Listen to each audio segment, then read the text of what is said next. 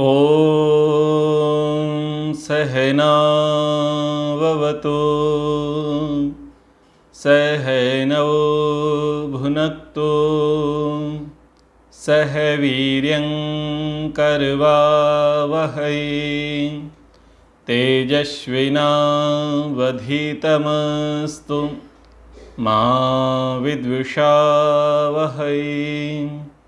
ओम शांति शांति शांति।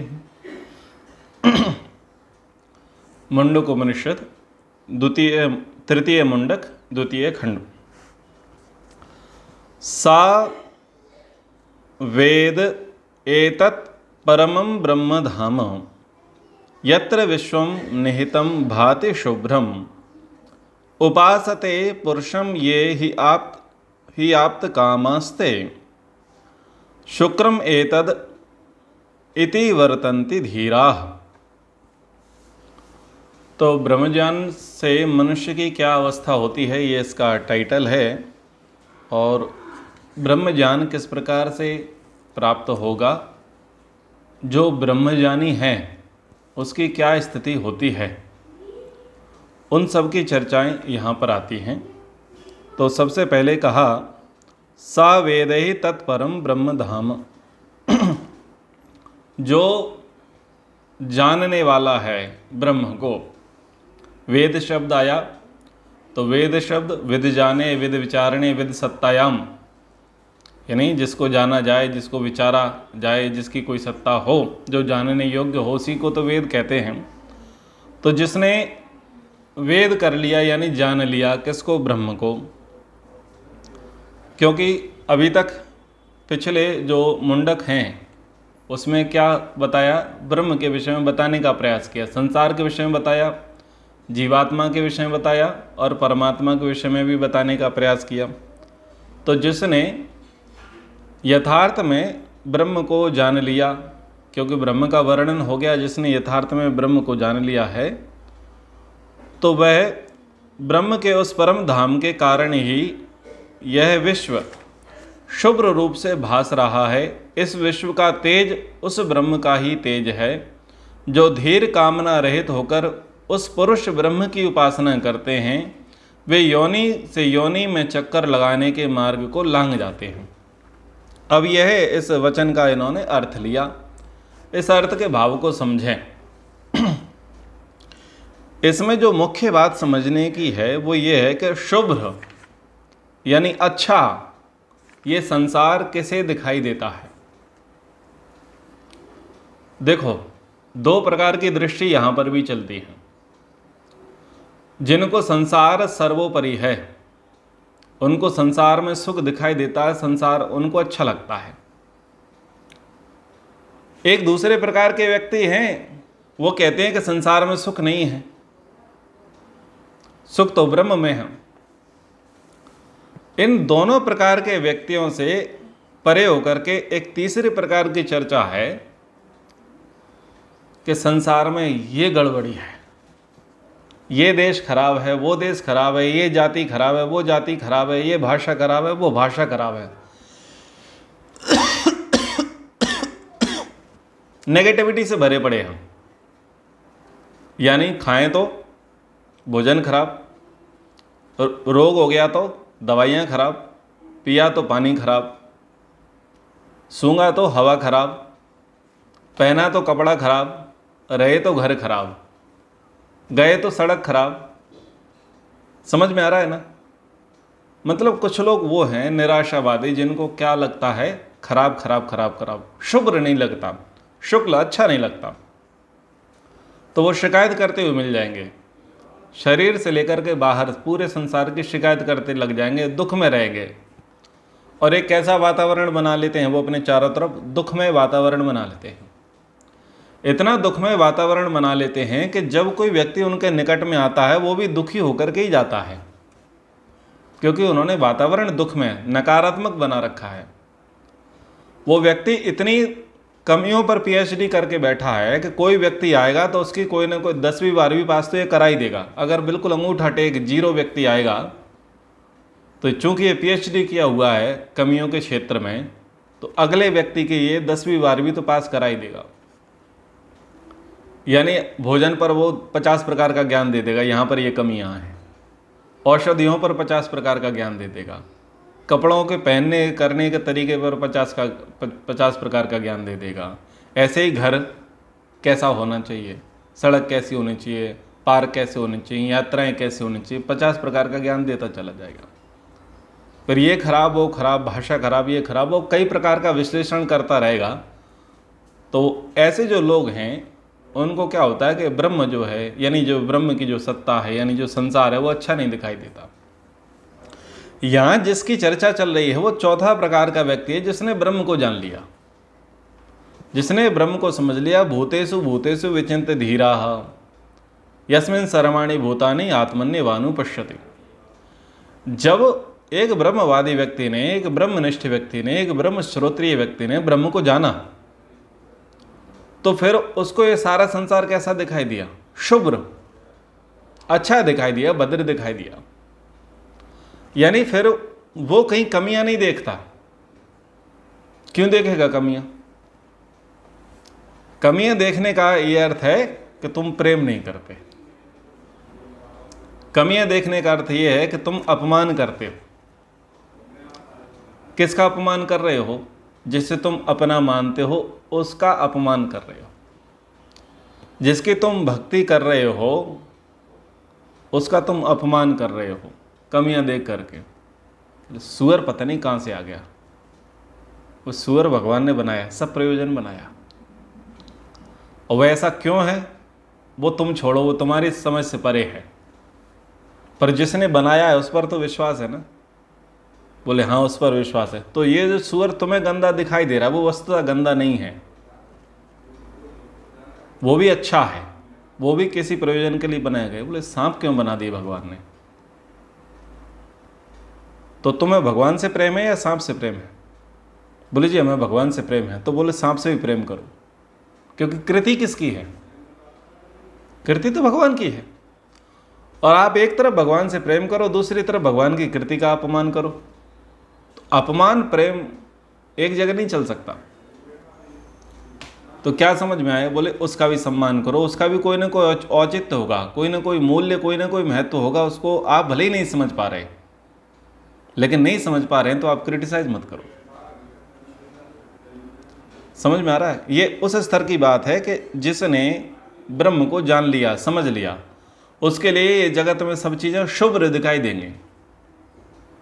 भगवान ने तो क्या करें जी, हमें ऐसे देश में जन्म दे दिया, तो हमारे भाग्य में तो रोना लिखा ही है, स्ट्रगल करना लिखा ही है, तो हम क्या ही कर सकते हैं। तो ये क्या कर रहे हैं? एक प्रकार से अपमान, एक प्रकार से तिरस्कार किया जा रहा है। यह जो ब्रह्म ने, ईश्वर ने, भगवान ने, परम सत्ता ने तुमको दिया जो प्रसाद, उस प्रसाद से तुम असंतुष्टि दिखा रहे हो, यानी आप उसे अस्वीकार कर रहे हो। अस्वीकार करना क्या है? जैसे कहते हैं ना, राजआज्ञा का उल्लंघन, तिरस्कार हो गया, उपेक्षा हो गई, ये निरादर हो गया, ये अनादर हो गया, अपमान हो गया। तो वो व्यक्ति अनादर नहीं करेगा। बोले ठीक है, बहुत अच्छी बात है, सीताराम सीताराम सीताराम कहिए, जाहि विधि राखी राम ताहि विधि रहिए। जिसने भी कहा बहुत अच्छा लिखा। ये उसी पर्पस का है कि जब हम ब्रह्म को जानने लग गए, या ब्रह्म को मानने लग गए, या ब्रह्म को हम समझ गए, तो ब्रह्म की जो कृति है, कृति पर हम संशय नहीं करेंगे कभी भी। पशु पक्षी वृक्ष वनस्पति जीव जंतु जो कुछ भी जैसा बना, भगवान ने सब प्रयोजन बनाया है। सबका अपना महत्व है, सबका अपना मूल्य है। हम अपनी बुद्धि से किसी चीज़ को अलाउ और किसी चीज़ को डिनाई नहीं कर सकते। अगर हम डिनाई कर रहे हैं मतलब कहीं ना कहीं अपमान और तिरस्कार के भाव हमारे अंदर हैं चीज़ों को लेकर के। तो इसका मतलब ये हुआ कि हम पूर्ण निष्ठा रखें, पूर्ण श्रद्धा रखें। हमें समझ में नहीं आ रहा, हमें समझ में नहीं आ रहा। हमारा दृष्टिकोण कैसा रहता है? जो पाठक वृंद होते हैं, जो हमको चीज़ अच्छी लगती है उसको कहते हैं ये महत्वपूर्ण है, लेकिन अन्य चीज़ों को हम क्या मानते हैं? फिर अगर किसी को हमने महत्वपूर्ण कह दिया तो उसकी अगली और पिछली चीज़ कैसी हो गई? उसकी दृष्टि में कम महत्वपूर्ण।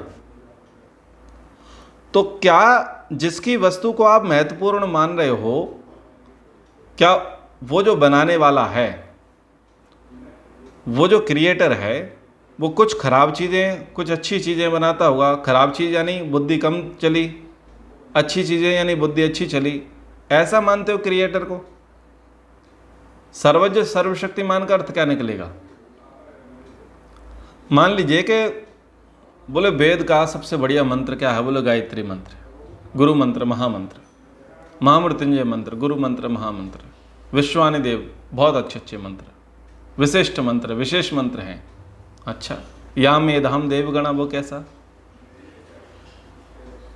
स्वस्ति पंथाम अनुचरेम, वो कैसा? ठीक है, ये कैसा? चूंकि वो आपके व्यवहार में नहीं आ रहे, आपको उतना जोड़ने वाला नहीं बना, आपको ज़्यादा बुद्धि में नहीं घुसा, इसलिए आपने उसको थोड़ा साइड कर दिया। लेकिन वो गायत्री मंत्र से आपको अपने प्रयोजन सिद्ध होते हुए दिखाई दे रहे थे, इसलिए आपने उसको बड़ा चढ़ा करके प्रस्तुत कर दिया, उससे बड़ा मान लिया। तो आपने मान लिया है इसलिए वो बड़ा है, और आपके काम का नहीं है इसलिए वो छोटा है। ये कोई थ्योरी नहीं है। भक्ति तो ये कह रही है कि ब्रह्म के सब वाक्यों पर निष्ठा, वेद के पहले मंत्र से लेकर के अंतिम मंत्र तक सब मंत्र काम के हैं, सब उतने महत्वपूर्ण हैं जितना पहला है। लेकिन सबकी एक अपनी अपनी स्थितियां हैं, कोई कहीं पर काम आएगा, कोई कहीं पर काम आएगा, लेकिन वैल्यू सबकी है। आजकल विवाह कार्यक्रम चल रहे हैं, बफेट में सब लोग भोजन करने के लिए जाते हैं, तो वहाँ क्या विशेषता देखनी होती है? सबके अपनी अपनी है। किसी को मंचूरियन खाने, किसी को चाउमीन खाने, किसी को डोसा खाने, किसी को मटर पनीर खाने, किसी को रसमलाई खानी है। अच्छा, पानी की वैल्यू है कि नहीं वहाँ? ध्यान दीजिए, खाना सबने है, किसी को वो जो वैल्यू है, वैल्यू किस आधार पर कर रहा है व्यक्ति कि मुझे जो प्रिय है वो प्रिय वस्तु मुझे यहाँ खाने के लिए मिल जाए। लेकिन जिनको प्रिय है और जिनको प्रिय नहीं है, उन सब से ये पूछना चाहता हूँ, पानी की वैल्यू आपके जीवन में है या नहीं? वहाँ पर पानी का काउंटर आपको जरूरी लगता है कि नहीं लगता? लगता है। पर आपने महिमा मंडन किसका किया? जो आपको प्रिय लगा ना, आपने उसका महिमा मंडन किया। तो बस ये है हमारी बुद्धि, चूंकि हमको गायत्री मंत्र अच्छा लगा इसलिए उसका महिमा मंडन कर दिया, चूंकि हमें महामृत्युंजय अच्छा लगा इसलिए उसका महिमा मंडन कर दिया। लेकिन जो व्यवस्थापक है उसको तो सब पता है कि इसको क्या क्या चाहिए, इसलिए उसने सबके काउंटर लगा रखे हैं। आई बात समझ में? उसने सबके काउंटर लगा रखे हैं। बोले आवश्यकता पड़ने पर ये भी वस्तु काम आएगी, इसलिए उसने कोई भी निष्प्रयोजन नहीं बनाया, यानी छिपकली, यानी सांप, यानी सुअर, यानी घोड़ा, यानी गधा, यानी खच्चर, वो कोई निष्प्रयोजन नहीं है। यानी घास, आप सोचो ये घास क्यों आ गई, ये खरपतवार क्यों आ गया? ये निष्प्रयोजन चीज़ है ना। वो आपको लगता है निष्प्रयोजन, बाद में पता चलेगा वही तुम्हारे लिए संजीवनी का काम करेगा। ढूंढते फिरोगे वैद्य को लेकर के कि साहब दुर्वा मिल जाए, दुर्वा मिल जाए, दुर्वा की घास मिल जाए। पहली चीज़ें निष्प्रयोजन लगेंगे। अपामार्ग को ऐसे खरपतवार में नष्ट कर दोगे, लेकिन बाद में उसका मूल्य पता चला तो ढूंढते फिरोगे सूक्ष्मदर्शी यंत्र लेकर के, भाई कहीं अपामार्ग मिल जाए, कहीं अपामार्ग मिल जाए, ढूंढते फिरोगे। क्या मतलब सिद्ध हुआ? ईश्वर की जो कृति है वो यथार्थ है, कोई भी वस्तु निष्प्रयोजन नहीं है। जब कोई भी वस्तु निष्प्रयोजन नहीं है तो वो सब वस्तुएं कैसी लगेंगी? शुभ्र। और वो शुभ्र कैसे लगेंगी? जो ब्रह्म को जानता होगा, जो ब्रह्म को मानता होगा, जो ब्रह्म को समझता होगा, जो ये मानता है कि सब भूतों में, सब प्राणियों ब्रह्म का वास है, उसको कहीं पर नेगेटिविटी, कहीं पर भी नकारात्मकता दिखाई नहीं देगी। ये है इस पूरी चर्चा का तात्पर्य। तो वही जो है इस प्रकार से जो देखने वाला है वो ब्रह्म के उस परम धाम के कारण ही यह विश्व शुभ्र रूप से भास रहा है। यानी ईश्वर जो है सब जगह विराजमान है, इसलिए विश्व के कण कण में जो भी है, यानी जिसको हम चर और अचर कह रहे हैं, वो शुभ रूप से भास रहा है, यानी वह अच्छी प्रकार से प्रकाशित हो रहा है, यानी वो बहुत अच्छा है। हमें अपनी बुद्धि से लगता है बुरा। इस विश्व का तेज उस ब्रह्म का ही तेज है। जो कुछ भी इसमें दिखाई दे रहा है, प्रकाशित हो रहा है, जिससे भी हमारे व्यवहार सिद्ध हो रहे हैं, वो सब किसके कारण हैं? ब्रह्म के ही कारण हैं, जो धीर कामना रहित होकर उस पुरुष रूप ब्रह्म की उपासना करते हैं। वे योनि से योनि में चक्कर लगाने के मार्ग को लाग जाते हैं। अब योनि से योनि चक्कर लगाने का समस्या का मामला क्या है? यही है, ये बुरा और ये अच्छा। ये जो बुरा और अच्छा का भाव है, बुरा यानी द्वेष, अच्छा यानी राग। राग द्वेषयोर योगः सृष्टि है, ऐसे सूत्र आता है सांख्य का। वहां पूछा गया कि भाई सृष्टि कब तक है? जब तक राग द्वेष है। और जन्म कब तक है? जब तक राग द्वेष है। अब वो राग द्वेष कब है? जब तक आपको कोई चीज अच्छी लग रही है और कोई चीज बुरी लग रही है। तो यहां पर जो ब्रह्मवादी व्यक्ति है, ब्रह्मनिष्ठ व्यक्ति है, ब्रह्म श्रोत्रिय व्यक्ति है, उसको तो कुछ बुरा लग ही नहीं रहा। उसने कहा जड़ चेतन में सब परमात्मा बसा हुआ है, सब चीजें परमात्मा ने बनाई है, सब प्रयोजन बनाए, निष्प्रयोजन तो कुछ है ही नहीं। तो उसका किसी वस्तु या व्यक्ति से द्वेष रहा ही नहीं। अब जब द्वेष रहा नहीं तो फिर राग नहीं होगा। राग, ध्यान देना, राग नहीं होगा। क्यों? राग का मतलब है किसी चीज से द्वेष, लेकिन उसका द्वेष खत्म हो गया, मतलब राग भी नहीं है। अब वो वीतराग हो चुका है, यानी सब अच्छा है, विशेष अच्छा उसके लिए कुछ नहीं। बोलो आपको भोजन में क्या अच्छा लगता है? बोले जो प्रेम से खिला दे सब बढ़िया। अब क्या हुआ? कहीं पर द्वेष हुआ भोजन में? कहीं द्वेष नहीं है, लेकिन आपने ये कहा कि ना जी फलानी चीज मुझे विशेष अच्छी लगती है, यानी वहां राग अगर है तो फिर किसी न किसी में आपको द्वेष अवश्य होगा। लेकिन जब आपको कुछ बुरा लगता ही नहीं है तो अच्छा लगने का प्रश्न ही नहीं खड़ा होता। फिर आप सम हो, फिर आप सम्यक हो गए। ऐसे जो धीर पुरुष हैं वो क्या करते हैं? योनि से योनि के चक्कर लगाने के प्रपंच से बच जाते हैं। तो ये दृष्टि यहां पर दी। आगे कहा कामान्य कामयते मन्यमानः सा कामभीर जायते तत्र तत्र पर्याप्त कामस्य कृतात्मनस्तु इहवेव सर्वे प्रविलयन्ति कामः। तो जो व्यक्ति कामनाओं को ही सब कुछ माने बैठा है,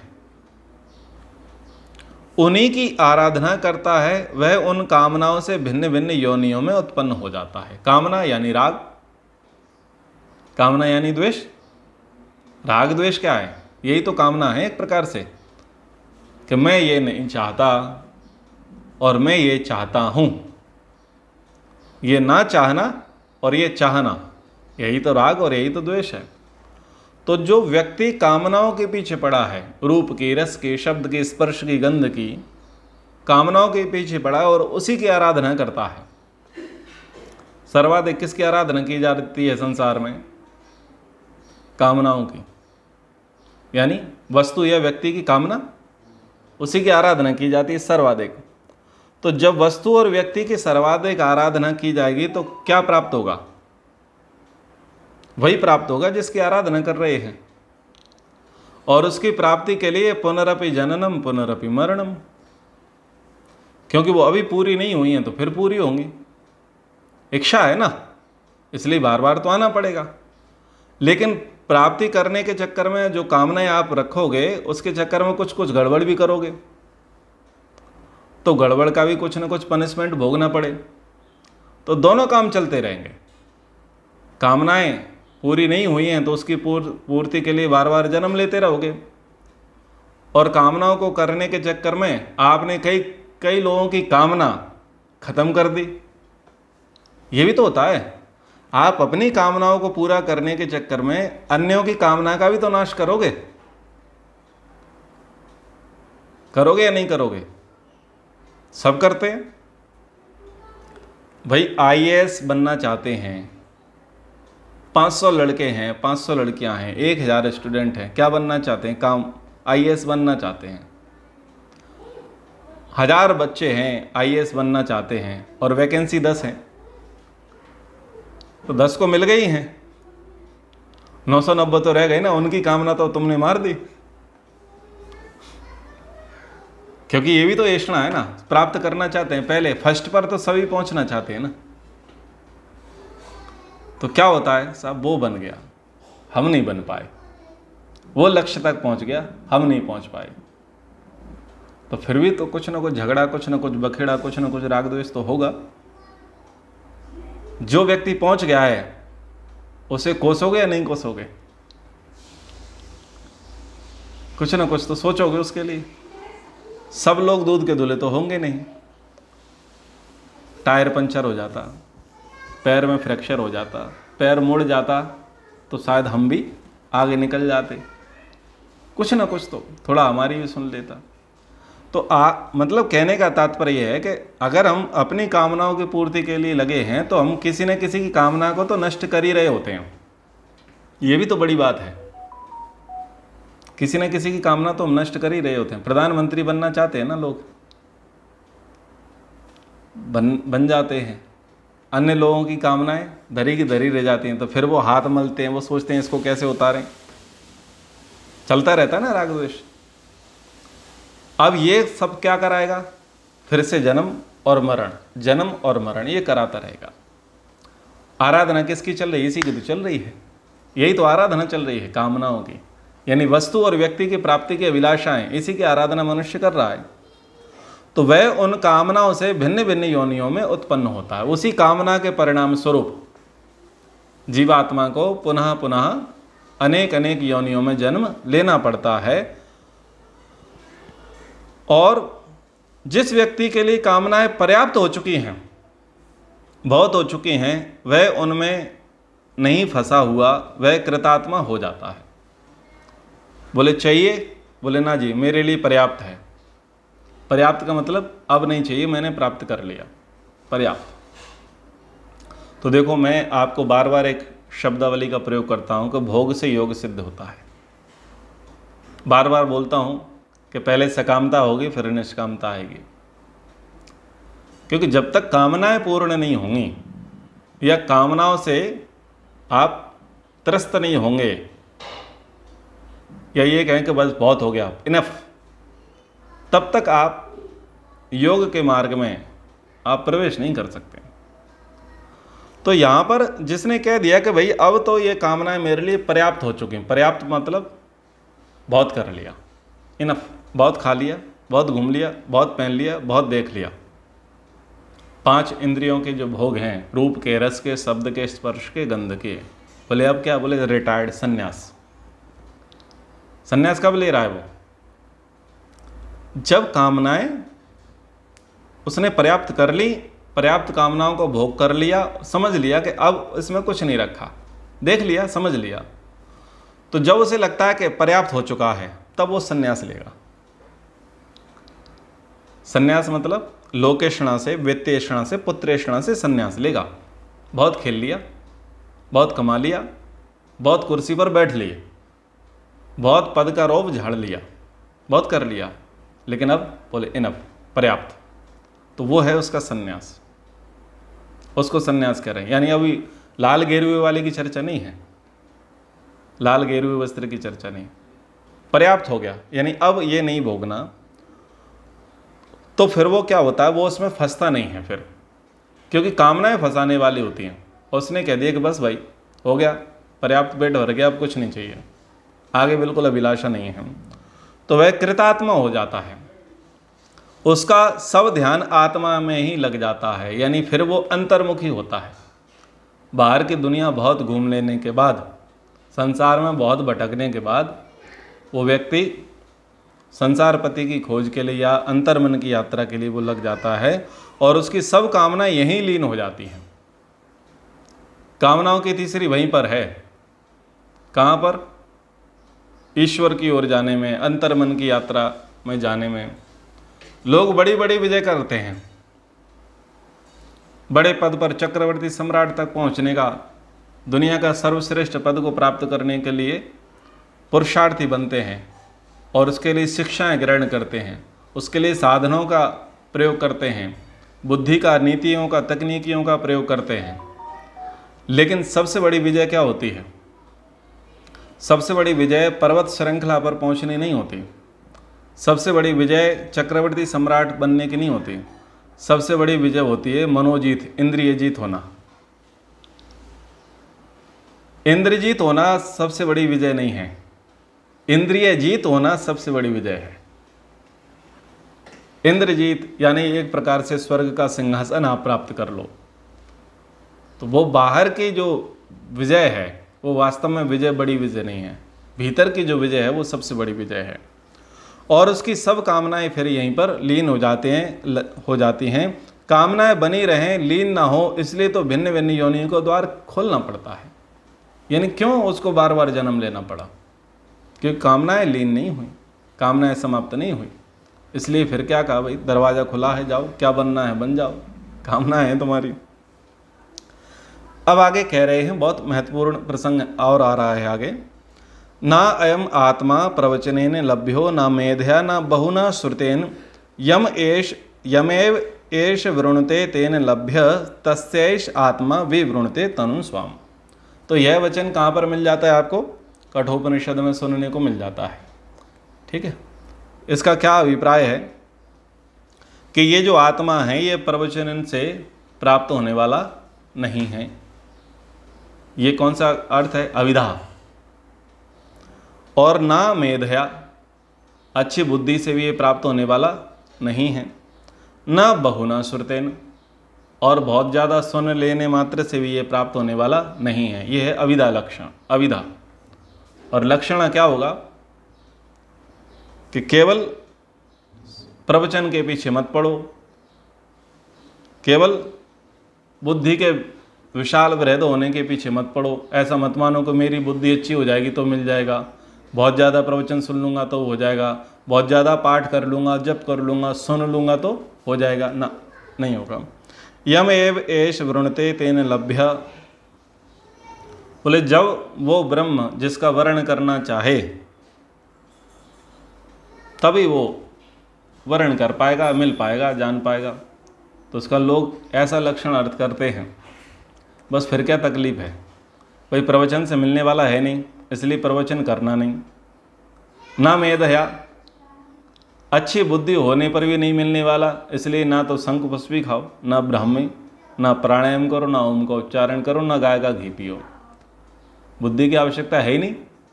ना बहुना श्रुतेन, और ज़्यादा किसी का प्रवचन सुनने की जरूरत है नहीं। ना प्रवचन देने की जरूरत, ना प्रवचन सुनने की जरूरत, और ना पढ़ने की जरूरत। बोले तो जब भगवान की इच्छा होगी तब मुक्ति मिल जाएगी। ठीक है ना? क्योंकि भगवान तो कह रहा है, राजा करे ना जोगी और मैया करे सो होगी। वही सब वैष्णो देवी जा रहे हैं, तुम क्यों नहीं जा रहे? बोले मैया की इच्छा नहीं है। पकड़ में आ रहा है ना सेंटेंस? पकड़ में आ रहा है ना? ये है सेंटेंस। भाई आप गोवर्धन परिक्रमा पर नहीं जा रहे? बोले गिरिराज जी जब बुलाएगा, जब राधा रानी बुलाएगी तब चले जाएंगे। मतलब जब वो बुलाएगा, जब तुम करोगे तब हो जाएगा, जब भगवान चाहेगा तब हो जाएगा। मतलब तुम्हें कुछ नहीं करना। क्यों? बोले कह दिया, ना आत्मा प्रवचनेन लभ्यो ना मेधया ना बहुना श्रुतेन। भाई कुछ करने से तो मिलने वाला है ही नहीं, तो क्यों ही करना? ना ज़्यादा पढ़ने से मिल रहा, ना पढ़ाने से मिल रहा, ना सुनने से मिल रहा, ना सुनाने से मिल रहा, तो फिर क्यों प्रपंच करना भाई? बोले जब उसकी मर्जी होगी तब मिलेगा ना, जब मर्जी होगी तब मिलेगा। तो जब उसकी मर्जी होगी, पता है दे ही देगा, वो मुक्ति दे ही देगा। मुक्ति तो देना उसका जन्म से अधिकार है। हमारा लेना अधिकार है, उसका देना अधिकार है। क्या करेगा हमें? कब तक घुमाएगा संसार में? कभी ना कभी तो देगा ना। हम इस मार्ग में क्यों नहीं आए? भगवान की इच्छा नहीं है, इसलिए तो संसार में पड़े हैं। अगर भगवान की इच्छा होती तो हम इस ग्रस्त मार्ग से मुक्त हो जाते। अगर भगवान चाहता तो हम शाकाहारी परिवार में जन्म ना लेते। भगवान चाहता ही नहीं था, इसलिए तो मांसाहारी परिवार में जन्म लिया। क्यों? बोले शास्त्र लिख रहा है, नया आत्मा प्रवचनेन लभ्यो ना मेधया ना बहुना श्रुतेन। तो ऐसे ऐसे अर्थ निकालते हैं और निकाल करके लोग बैठे हैं और ऐसा मान करके बैठे हैं कि जब उस विधाता की, ब्रह्म की, भगवान की, फलाने फलाने की जब मर्जी होगी तब हो जाएगा।